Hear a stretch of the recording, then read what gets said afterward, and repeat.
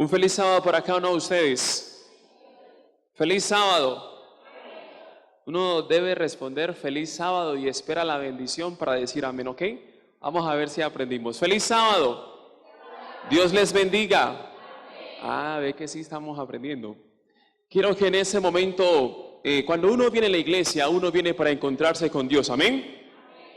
Y es un momento especial y es una oportunidad que todos deseamos poder comunicarnos con Él.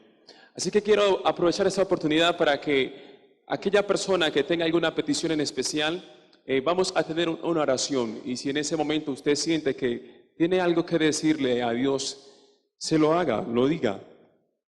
Y quiero que entonces doblemos nuestras rodillas en ese momento. Y yo voy a iniciar con una oración. Y si usted tiene algo que pedirle, algo que agradecer, sea usted personalmente que le dé su pedido a Dios. Oremos. Querido y buen Dios que estás en el cielo, gracias te damos por la oportunidad que nos das de estar delante de tu presencia. Nos reunimos aquí, Señor, porque hemos entendido que el éxito de todo radica en buscar primeramente el reino de Dios. Permite pues que en esa oportunidad que abrimos nuestros corazones, nuestros pensamientos, seas tú que nos escuches.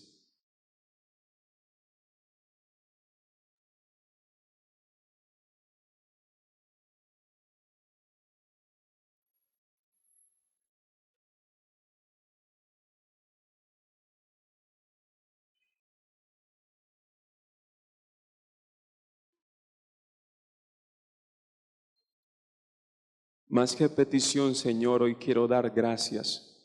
Gracias porque nos das el don de la vida, de la salud, de poder caminar, ver, poder mirar todo lo que tú has hecho por nosotros. Y vemos que aun cuando hay problemas, tú nos sostienes, Señor. Permite que cada día podamos entender que es tú, Señor, al quien debemos de buscar, y solo en ti hay salvación. Abrimos tu palabra en el nombre y por los méritos de aquel que vive y reina por los siglos de los siglos, Cristo Jesús. Amén.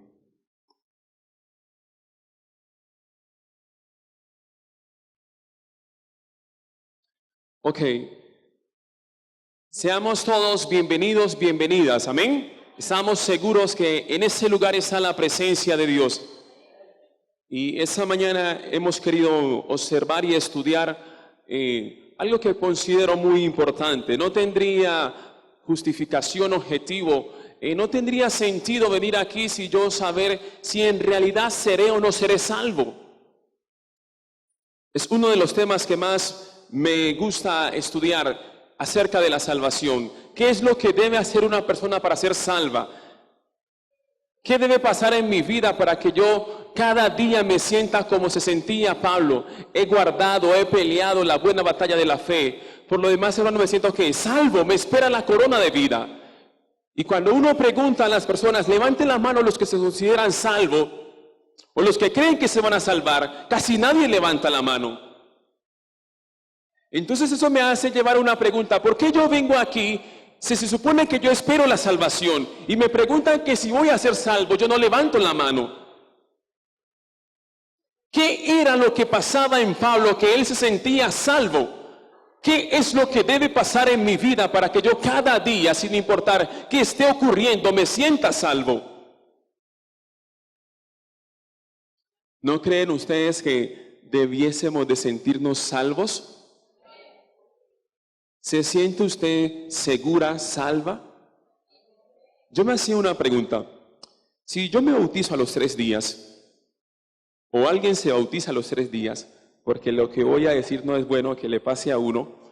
Si uno se bautiza a una persona a los 3 días y se muere, ¿se salvará? Vamos a ver qué dice la Biblia hoy. No nos adelantemos. Es la pregunta que yo me hacía.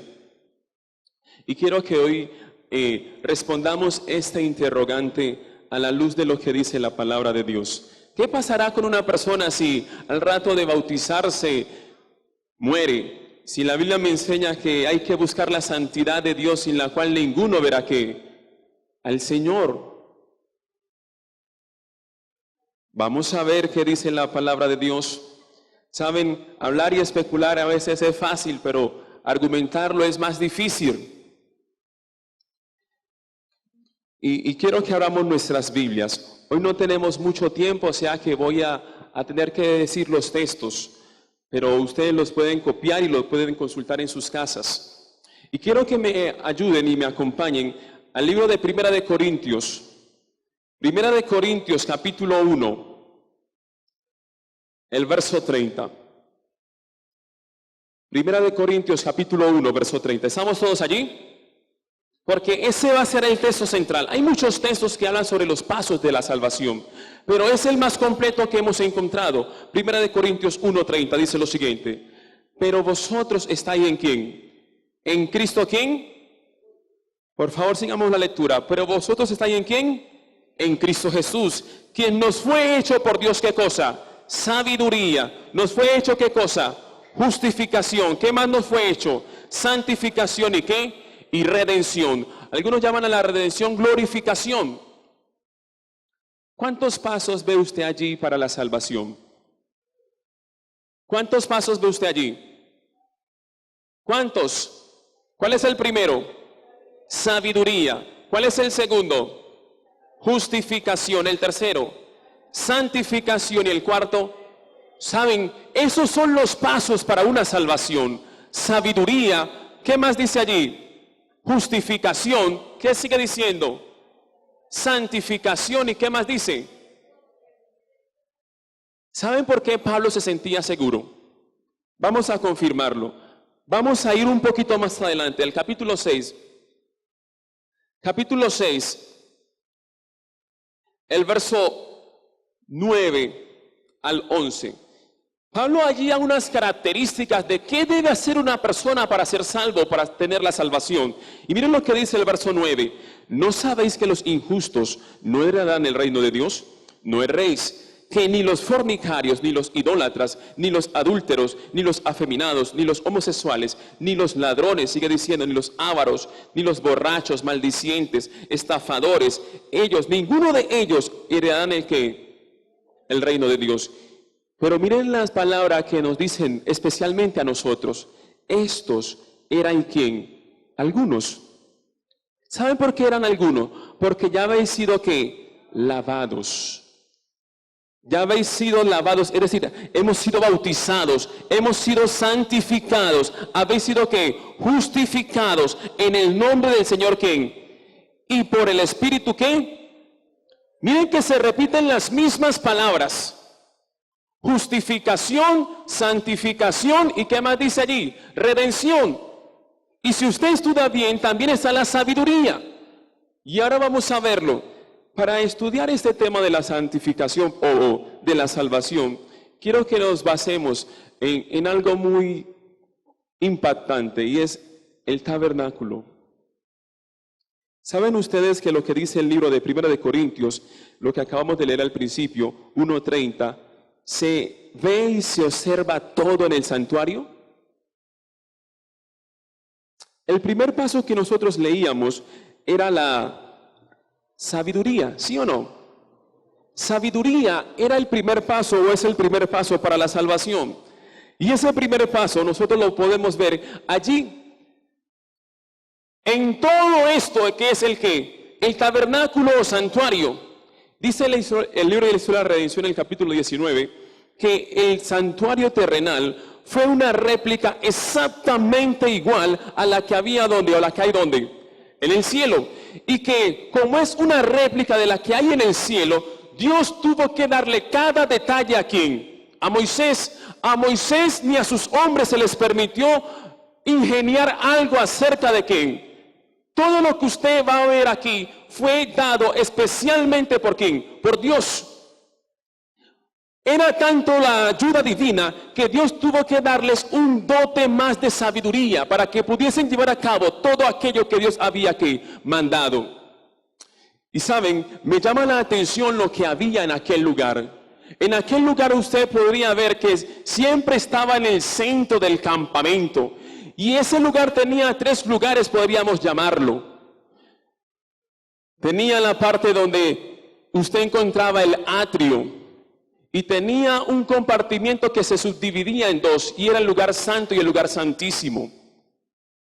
O más bien, miremoslo así, para que seamos más claros. Aquí tenemos el atrio, donde estaba el altar de incienso, de sacrificios, perdón. Y tenemos la fuente de bronce o la fuente de agua. Y luego usted entraba un poquito más. Bueno, usted no, porque el único que podía entrar era el sacerdote, ¿no? Entraba un poquito más y se encontraba con el lugar santo. Y en el lugar santo habían ¿cuántos muebles? 3 muebles. La mesa de los 12 panes, el candelero de oro. ¿Y qué cosa? Y una vez al año, que era el día más, yo no había leído esa palabra, un silencio perturbador. Ese día en todo el campamento había un silencio perturbador, porque era tanto el silencio que había que daba miedo. Y era una vez al año que el sacerdote o el sumo sacerdote entraba ¿a dónde? Al lugar. Ahora vamos a ver qué pasaba allí. Y saben, cuando yo seguí leyendo, miré que todo lo que usted y yo tenemos que hacer para la salvación ocurre en este magnífico evento. Y yo miraba que inicialmente lo que Dios quiere de nosotros es sabiduría. ¿Y qué es sabiduría? Sabiduría era lo que hacían las personas en el campamento. En este lugar que usted ve por acá afuera, ocurrían muchos pecados. Las personas tenían que reconocer que necesitamos de un Salvador. Eso es sabiduría. Sabiduría es lo que hace el Espíritu Santo y es convencernos de que somos pecadores, de que necesitamos de un Salvador, de que usted y yo sin Dios no somos nada. Eso es sabiduría. Entender que nosotros somos alguien, de que somos salvos únicamente por la gracia de Dios. Amén. Es el primer paso para la salvación, la sabiduría. La sabiduría que nos da el Espíritu Santo a cada uno de nosotros cuando cometemos algo que hemos fallado y sentimos que en nuestra vida hay algo que no está bien. Las personas cuando cometían algo sentían que en sus vidas había algo que no estaba bien. En el campamento ocurrían muchos pecados, pero ellos al tener siempre ese santuario entendían de que Dios les estaba diciendo necesitan de un Salvador. Cada sábado usted reconoce que necesita de un Salvador. Y sabiduría es entender de que como necesito vengo a adorarle y vengo a decirle al Señor perdóname porque te he fallado. Eso es sabiduría. Y cuando usted notaba, el segundo paso que nosotros leímos fue justificación, ¿sí o no? Cuando uno entraba al lugar, al tabernáculo o al santuario, se encontraba con estos 2 muebles. ¿Cómo se llama este? ¿Cómo? El de sacrificios y la fuente de qué. ¿Saben? Dice en la historia de la redención en el capítulo 19 que se basa toda la historia allí, que todo estaba hecho de oro o recubierto de qué? De oro. O sea, era algo que, dice la sierva, que no hay forma o no hay palabras para demostrar la hermosura de aquel lugar. Era tan hermoso que usted no tenía palabras para expresar qué tan hermoso era. Y miren algo, ese altar de sacrificios, cuando entraban allí, cada persona o el altar de sacrificios significa o representa la muerte al yo. Las personas cuando cometían pecado llevaban un cordero, el cual era preparado con una exactitud y algo muy, una ceremonia muy especial. Y los sacerdotes entonces preparaban ese cordero ¿para qué? Para sacrificarlo, porque hay algo muy particular. Todo aquel que muere tiene que enterrarse, ¿sí o no? Y cuando usted y yo somos lavados, porque en ese mismo lugar estaba la fuente de bronce, toda aquella persona que es lavada muere a él mismo para que viva ¿quién? Cristo Jesús. Y si usted muere a usted mismo debe que enterrarse para que viva Cristo Jesús. Amén. Me estoy haciendo entender. ¿Saben? Entonces a mí me hacía, cuando yo me hice esa pregunta, yo pensaba, bueno, cuando yo soy lavado, por ende si yo soy lavado, yo soy justificado, porque la justificación es la posición legal. Ya estoy legalmente que salvo. ¿Cómo así que legalmente salvo? Para que no nos enredemos, vamos a ver qué nos dice la Biblia. Vamos a estudiar un poquito lo que nos dice el libro de Romanos, pero no se pierdan de Primera de Corintios. Vamos a ver lo que nos dice Romanos, el capítulo 3.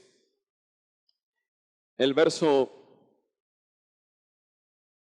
22. Y la pregunta que yo me hacía era, bueno, ¿será que todo el mundo se puede salvar? ¿Qué creen ustedes? ¿Todo el mundo se puede salvar? Miren lo que dice el verso 22 del capítulo 3 de Romanos. Dice, la justicia de Dios, o sea, la justificación, está hablando allí, ¿por medio de quién? De Jesucristo, por la fe, para todos los que ¿qué? Los que creen en Él. Porque no hay ¿qué? ¿Quiénes podemos ser justificados? Todo el que crea en Cristo Jesús por fe será justificado. Amén.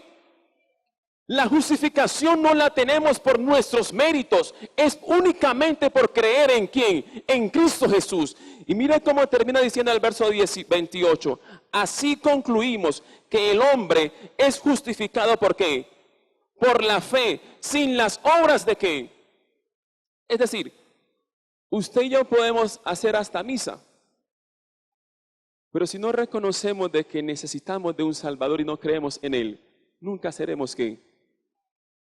Necesitamos creer en Cristo Jesús. Y el texto dice algo muy importante y especial y es todos los que crean en Él. ¿Cree usted en Cristo Jesús? Entonces si usted ya ha sido, y uno dice, ¿uno cómo hace un sacrificio? Yo me preguntaba, ¿será que Dios acepta todos los bautismos? No. Dios no acepta todos los bautismos. ¿Saben por qué? Marcos 16:16. Lean, Marcos 16:16. ¿Qué nos dice? Para que Dios acepte un bautismo deben haber mínimo dos condiciones. La primera, Marcos 16:16. La primera es creer. Porque todo aquel que cree que y sea bautizado, ¿qué pasará? Es la primera condición. Hay que creer en quién, en Cristo Jesús. Ahora, ese texto dice por qué la iglesia adventista no bautiza niños. La iglesia adventista no bautiza en el Espíritu Santo. La iglesia adventista solo bautiza como enseña la Biblia. Y solo hay que bautizar al creyente. Porque los niños no saben en quién creen. El texto muy claramente dice, para que todo aquel que en él crea y fuese bautizado, ese será ¿qué? Solo se debe bautizar a la persona que crea en Cristo Jesús. Y la segunda característica para que Dios acepte el bautismo está en Hechos 2:38. Y dice Pedro allí, arrepentidos y sé que bautizados. Es lo primero, podríamos decir, que se necesita para que Dios acepte nuestro bautismo, para que Dios acepte nuestro sacrificio. Ellos tenían que arrepentirse de sus pecados, tenían que reconocer que necesitaban de un Salvador, de que por ellos mismos nunca podrían ser salvos. Y cuando se arrepentían, entonces venían acá y se lavaban, se bautizaban. Es lo que usted y yo hacemos cada día. Reconocemos de un Salvador, eso es sabiduría. Reconocemos que necesitamos perdonarnos, de que necesitamos estar libres y nos arrepentimos y somos bautizados. Eso es justificación. Y somos justos por la fe en Cristo Jesús. Y yo sigo leyendo entonces y miro que hay un tercer paso para la salvación. Y uno mira el santuario y uno dice, qué impresionante, qué obra tan magnífica ocurre aquí. Y me llama mucho la atención lo que había en el tercer compartimiento. Y era esto. Ya nos metimos un poquito más adentro. ¿Estamos en qué lugar? En el lugar santo. El lugar santo tenía 3 muebles.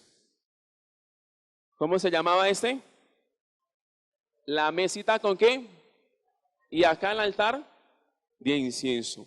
Cuando estuve leyendo acerca del altar de incienso, entendí por qué usted y yo, adventistas del séptimo día, no podemos quemar peticiones. Miren, el altar de incienso era encendido únicamente por Dios mismo, con materiales que Él había dado. Y cuando usted notaba, yo quiero devolverme un poquito más para que me entienda lo que yo voy a dar. Note que aquí está el altar de ¿qué? Del incienso. Entonces, el sacerdote lo que hacía era añadir lo que Dios le había dado, ¿para qué? Para ese incienso. Ahora, ese incienso llegaba a kilómetros a la redonda ¿de qué? De la fragancia. Era tan, ya me hice entender, tan fuerte que todo el mundo casi que estuviese en el campamento sabía que allí estaban dando ¿qué? Quemando ¿qué cosa? Incienso. Y era dado únicamente, no era ese que venden por ahí que ni en el baño uno tiene que buscarle el aroma a ver si decía, bueno, no. Nada que ver. Y ese incienso que quemaban, subía una nube siempre usted miraba que subía, una nube de humo salía, y esa nube eran las peticiones, todos los pecados que la gente rogaba a Dios que los perdonase. Y si Dios los perdonaba, entonces en el lugar santísimo, que ocurría aquí, entre eso que usted ve acá es un velo o cortina. Dice en la historia de la redención que ese velo o cortina tenía 2 ángeles bordados de plata y oro, que eran tan hermosos que parecían un arco iris. Entonces, cuando el sumo sacerdote estaba en ese lugar, había aquí un velo o cortina, allí estaba el arca de los testimonios o el lugar santísimo. Y cuando él quemaba incienso, subía una nube. Y si Dios aprobaba aquel sacrificio, aquel incienso que simbolizaba la oración de todo el pueblo, entonces la gloria de él se manifestaba ¿dónde? En el lugar santísimo, dando a entender de que Dios recibía su pecado y los perdonaba. Amén. Cuando ocurría eso, el sacerdote, era tanta la luz que emanaba en aquel lugar que él no podía hacer nada. Saben, ese velo o cortina que separaba tenía un espacio en el techo, y eso era lo que permitía que cuando salía el humo podían ver la gloria de Dios, porque la gloria de Dios se miraba en el lugar santísimo y se reflejaba en el lugar que santo. Dios refleja su gloria en el cielo, pero si tú lo buscas aquí en la tierra también puedes tener la presencia de Dios. Amén. Ahí estamos todos y podemos estarlo. Pero también tenemos en aquel lugar el candelabro. ¿Saben? En ese lugar del lugar santo y lugar santísimo no había ventana ni puerta para decir que entraba la luz. La luz era solo lo que proveía a quién, el candelabro. Y saben, la mesa de los panes. Y yo me preguntaba, bueno, ¿y qué tiene que ver eso con el tercer paso, que es la santificación? Y tiene que ver demasiado, porque el altar de incienso, que les dije ahora que no podemos hacerlo, ¿saben por qué? Porque ese incienso que solo era dado por Dios, era para que las personas, o era el medio como simbolizaba las plegarias de todos los pecadores del pueblo. Pero cuando Dios vino, cambia todo. Y usted y yo, para que Dios nos escuche, simplemente tenemos que doblar rodillas y orar. Es lo que Dios ha enseñado. O usted dígame en qué parte del Nuevo Testamento dice que hay que seguir quemando peticiones para que Dios nos escuche. Díganme a ver si yo le creo. Si dice, le creo. Era en el tabernáculo que Dios permitía eso. Por eso quemaban incienso. Es como decir que ahora podemos seguir matando corderos y Dios nos perdona. ¿Sí ven por dónde va cayendo la gotera de la casa? No quememos peticiones para que Dios nos escuche, más bien doble rodillas y ore a Dios y Él nos va a perdonar. Saben, el altar de incienso significa lo que usted y yo debemos hacer, y es cada día orar. Eso representa el altar de incienso, la oración. El candelabro representa lo que usted y yo hacemos. Ese candelabro que daba luz al lugar santo y al lugar santísimo significa o representa la testificación que usted y yo debemos hacer cada día. Testificar de que Cristo Jesús vive en nosotros. Testificar de que hemos sido perdonados y hemos sido lavados y justificados por fe en Cristo Jesús. Eso representa el altar, el candelabro. La testificación que cada uno de nosotros debe hacer. Y el tercer mueble, que es la mesa de los 12 panes, representa la Biblia, el estudio de la palabra de Dios. Así que esos tres elementos representan tres cosas fundamentales que se hacen para la santificación y son la oración, el estudio de la Biblia y la testificación. Amén. Usted quiere ser santo, ore todos los días, estudie la Biblia todos los días y testifique a otros de que Cristo Jesús es su Señor. Amén. Saben, en ese paso estamos la mayoría, en la santificación. Todos los que estamos aquí luchamos cada día para ser santos, porque ya hemos sido lavados, hemos sido justificados. Y ahora me dicen eso, que sin santidad ninguno verá al Señor. Y yo estoy en ese paso, en el paso de la santidad. Y la pregunta que muchos nos hacemos es, ¿cómo yo puedo ser santo? ¿Cómo mi vida puede ser cada día mejor, semejante a Jesús? Porque la santificación es una victoria moral que tiene la persona sobre el pecado, sobre la vida. Eso es la santificación. De hecho, la palabra santificación viene del latín santus, que significa santidad. ¿Y saben usted y yo cómo podemos ser santos? Vamos a ver qué nos dice en la Biblia. En Primera de Tesalonicenses, capítulo 5, capítulo 5, el verso 23. Primera de Tesalonicenses, capítulo 5, verso 23 dice: y el mismo Dios de paz os santifica ¿qué? Por completo, y todo vuestro ser, espíritu, alma y cuerpo sea guardado, ¿por qué? Sin culpa. Pero ese texto realmente no dice uno cómo puede ser santificado, sino que dice que Dios nos santifique. La pregunta es, ¿cómo nos va a santificar?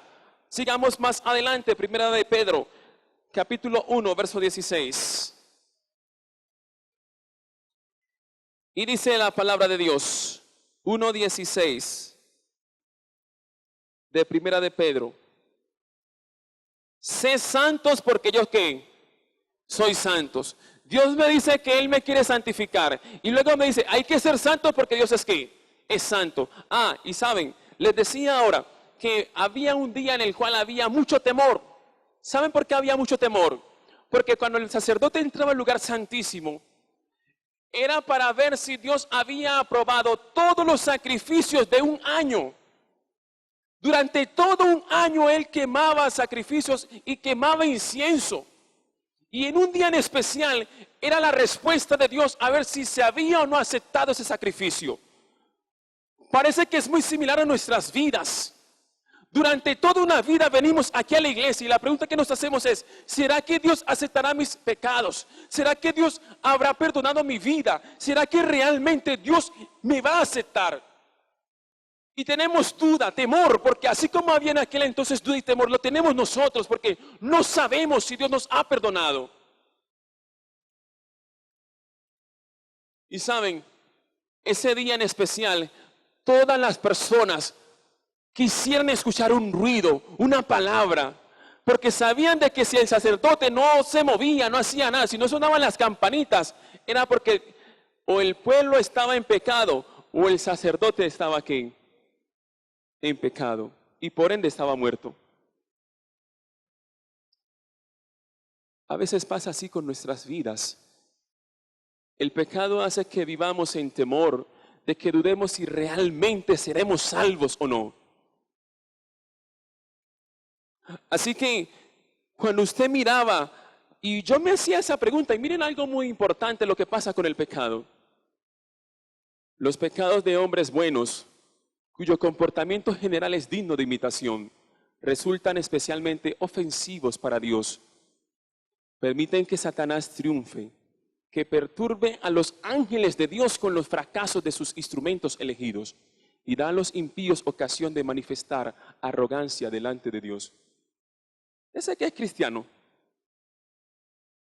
Y si él hace eso y él cree en Dios, ¿yo cómo no lo voy a hacer?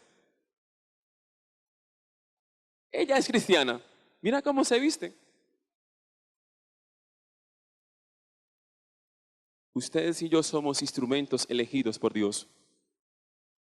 Y cuando ustedes y yo fallamos, ¿saben qué dice Historia de la Redención? Que aún los ángeles dudan. Aún los ángeles dudan cuando usted y yo fallamos. Y ellos piensan y se preguntan, ¿será que sí habrá algún mortal que se salve?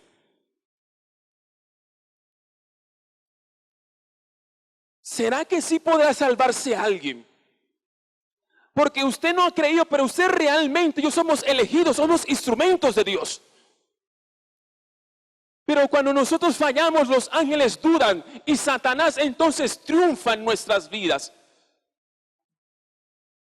Y en todo el cielo se disipa una duda de si realmente habrá alguien digno de la salvación, si realmente ese sacrificio que Dios hizo habrá valido la pena. ¿Saben? Dios nos ha dado una promesa muy especial. Si usted y yo queremos ser santos, mire lo que dice 2 de Corintios 3:18. 2 de Corintios 3:18 nos da una promesa especial para todo aquel que quiera ser santo. Y dice lo siguiente, y nosotros todos, ¿cuántos? Todos los que estamos aquí, con nuestro rostro descubierto, contemplando la gloria del Señor, vamos siendo ¿qué? Transformados. Es así como somos transformados, como somos santificados, solamente viendo la gloria de ¿quién? Del Señor, recordando lo que pasaba en el lugar santo y era sacrificio de incienso. Hay que orar cada día al Señor, hay que alimentarse cada día con la palabra de Dios y hay que testificar de que Dios es mi Salvador. Cada día hay que hacerlo porque seremos transformados a su imagen con siempre creciente gloria por el Espíritu del Señor. Amén. Es así como somos santificados, contemplando al que es santo. Cada mañana usted y yo debiésemos de buscar al Señor mediante la oración. Cada mañana usted y yo debiésemos de alimentar nuestra vida espiritual y testificar de que Dios es nuestro Salvador. Cada mañana hay que hacerlo.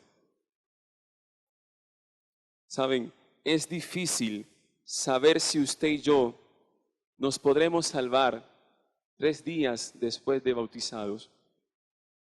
Pero hay personas que no van a pasar por el proceso de la santificación y serán salvos.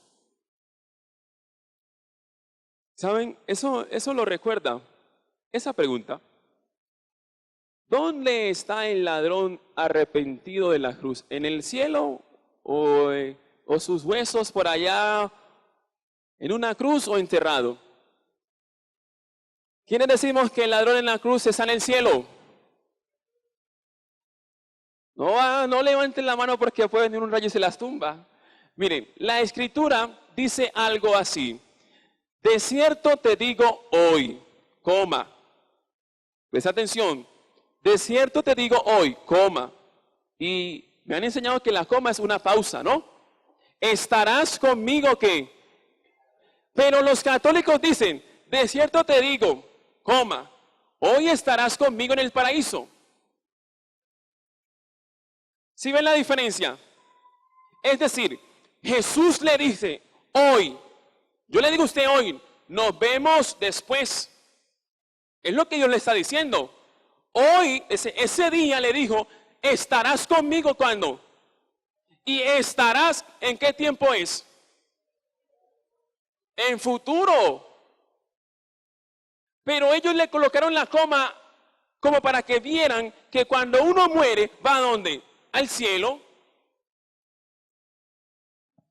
Eso no enseña la Biblia. Saben, el ladrón en la cruz, de cierto, él está a salvo. Amén. Porque el que diga que no es incrédulo. Pero él todavía no está en el cielo. Él está como usted y como yo. ¿Saben? Cuando Jesús se encuentra, ¿por qué? La pregunta es, bueno, ¿y por qué él sí fue salvo? Ahí entendí la realidad de la salvación. La salvación no es un asunto de tiempo. Usted puede llevar mucho tiempo en la iglesia y perderse. Porque usted no ha sido santificado y la santificación es un proceso de relación. Orar, leer la Biblia y testificar es relación con Dios. No es tanto el tiempo, sino de qué, de relación. Yo en un día puedo estar más santo que usted en una semana. Amén. Muchas personas creemos que, ay no, yo llevo 20 años en la iglesia, ya estoy jubilado, ya me voy a hacer santo. Pero ni un día de esos 20 años él clamaba a Dios en oración, ni un día leía la Biblia, ni un día testificaba, pues entonces su salvación probablemente esté que, como el joven rico. Yo vengo a la iglesia, yo doy los diezmos. ¿Y cuando usted se levanta y lee la Biblia? ¿Cuándo usted se levanta y ora? ¿Cuándo usted va y da un estudio bíblico? Pregúntese, de todos los años que yo llevo en la iglesia, ¿cuántos estudios bíblicos he dado? 0. De todos los días que yo estoy aquí en la iglesia, ¿cuántos días a la semana me levanto y yo le pido perdón a Dios? No sé. ¿Cuántos días o cuántas horas a la semana paso en comunión con Dios? No sé. Para la universidad me trasnocho. No puedo perder. ¿Y si vas a perder la salvación, que es la eternidad? Abraham dice que pasaba el diezmo del día, 2 horas 40 minutos, es el diezmo de cada día. Y Abraham pasaba eso con Dios. ¿Cuánto tiempo pasa usted y yo en relación con Dios? Eso es la santificación. Ahí estamos todos. El problema es que muchos hemos dejado la santificación para el último día. Y saben, ese es un gran problema. Porque cuando alguien dice, lo que pasa mucho es, busquen un anciano para que nos unjan. Posiblemente ese arrepentimiento sea producto del miedo y no de un arrepentimiento genuino. Y cuando el arrepentimiento es por miedo, usted se va a condenar. Por eso la Biblia dice, hay que ser que arrepentidos. Y arrepentidos es metanoia, un cambio en la forma de pensar, en la manera de vivir. Eso es arrepentimiento. Y ¿saben qué pasa en nuestras vidas cuando no hay un verdadero arrepentimiento? Dice Manuscritos 11, hay mentes que tratan con las cosas sagradas y no están en íntima conexión con quién. Y no disciernen por lo tanto al espíritu de quién. A menos que la gracia de Dios los transforme a la imagen de su semejanza de Cristo Jesús, su espíritu los dejará como el agua deja un recipiente agrietado. Solamente el Espíritu de Dios puede hacer cambios en nuestras vidas. Por eso hay que buscar a Dios cada día, porque solamente Él puede realmente transformarnos. Solo su gracia nos puede transformar. Así usted no venga a la iglesia, pero que cada día, por favor, se levante y lea la palabra de Dios, ore y clame a Dios. Amén. Y me llama la atención la forma como la santificación cada día ha cambiado. ¿Saben ustedes que en el manual de iglesia del año 1913 decía algo que me llamó mucho la atención? Manual de iglesia de 1913 decía algo acerca de lo que yo quería hablar hoy, pero que por razones de tiempo no lo podré comentar. Y ese manual de iglesia en el año de 1913 decía algo acerca de del uso de joyas y demás instrumentos que hoy utilizamos en nuestra iglesia o utilizan. Y dice que la iglesia en el año de 1932, en la página 175, dice lo siguiente, si quieren lo pueden encontrar o buscar. Resolvemos que nosotros vemos desagrado sobre la ceremonia de anillos y sobre los ministros oficiando matrimonios de creyentes e incrédulos o con los que no son de nuestra fe. Pero en el año de 1951 fue cambiada esa declaración. Y lo puede buscar usted en su manual de iglesia actualmente. Pero me llama la atención lo que dice Testimonios para los Ministros, página 180. Y dice lo siguiente: algunos han sentido una preocupación con respecto al empleo de anillos del matrimonio, pues creían que las esposas de nuestros ministros debían conformarse a esta costumbre. Todo esto es innecesario.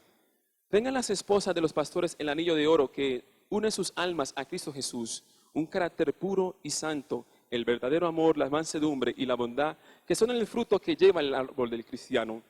y su influencia será segura por donde quiera que vayan. El hecho de que la falta de consideración hacia la costumbre determina observaciones no es una buena razón para adoptarla. Dice que los norteamericanos pueden dar a entender su posición declarando sencillamente que la costumbre no se considera como obligatoria en nuestro país. No necesitamos usar la señal porque no somos infieles a nuestros votos matrimoniales.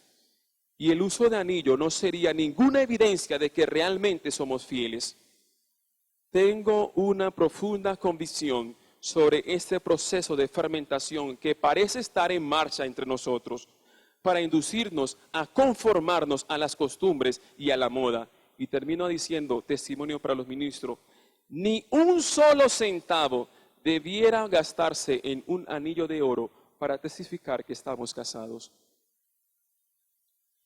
Y muchas personas preguntan, pero los pastores lo hacen y Dios lo hizo.